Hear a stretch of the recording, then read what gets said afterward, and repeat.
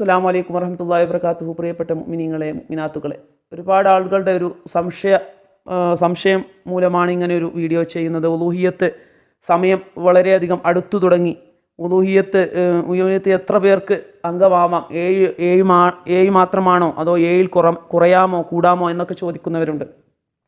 7 ആണ് മാക്സിമം ഒരു മാട് എന്ന മൃഗത്തെ അറക്കുന്ന ആളുകൾക്ക് കൂടാൻ പറ്റുന്നത്. മാട് എന്നതിൽ ഉൾപ്പെടുന്നതാണ് നമ്മുടെ നാട്ടിൽ കാള, മൂരി, പോത്ത്, എരുമ, ഒട്ടകം. ഇതെല്ലാം തന്നെ മാട് എന്ന വർഗത്തിൽപ്പെടുന്നതാണ്. മറ്റുള്ള ഒരാൾ മാത്രം ചെയ്യേണ്ടതാണ്. ഒരു ആടിനെ അറക്കുകയാണെങ്കിൽ അതിൽ മറ്റുള്ള ആളുകൾ ഷെയർ കൂടാൻ പാടില്ല. അതിൽ ഒരാൾ മാത്രമാണ് ഒരു ആടിനെ അറുക്കേണ്ടത്.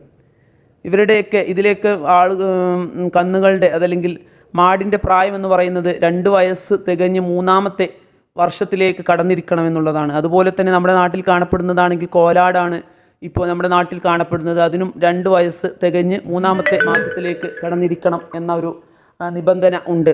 അതുപോലെ തന്നെ 7 ആളുകൾക്ക് മാത്രമല്ല മാടിൽ ഷെയർ ചെയ്യാൻ പറ്റുന്നത്. ഒരാൾക്ക് ഒറ്റക്കും അറുക്കാം. അതുപോലെ ഒന്നിൽ കൂടുതൽ 2, 3, 4, 5 എത്ര വേണമെങ്കിലും 1 മുതൽ 7 വരെ എത്ര ആളുകൾക്ക് വേണമെങ്കിലും ഷെയർ കൂടാവുന്നതാണ്. ഇനി നമ്മൾ 7 പേർ കൂടി അറുക്കുകയും അതിൽ തെറ്റിദ്ധാരണയോടുകൂടി 8 ആളുണ്ടായിരുന്നു എങ്കിൽ 7 ആളാണെന്ന ധാരണയിൽ അറുത്താൽ ആർക്കും ആ ഒരു ഉലൂഹിയത്തിൻ്റെ പ്രതിഫലം ലഭിക്കുകയില്ല എന്നുകൂടി ഇതിൽ ഓർമ്മപ്പെടുത്തുന്നു. അപ്പോൾ 7ൽ കൂടുതൽ ആളുകൾ ഒരിക്കലും വരാതെ ശ്രദ്ധിക്കുക എന്ന് മാത്രം ഓർമ്മപ്പെടുത്തുന്നു. അപ്പം എല്ലാ ആളുകളും, കഴിയുന്ന സമ്പത്തുള്ള എല്ലാ ആളുകളും ഉലൂഹിയത്തിൽ പങ്കുചേരാനും എല്ലാവരും ശ്രമിക്കേണ്ടതാണ് എന്നും ഓർമ്മപ്പെടുത്തുന്നു. അസ്സലാമു അലൈക്കും വറഹ്മത്തുള്ളാഹി.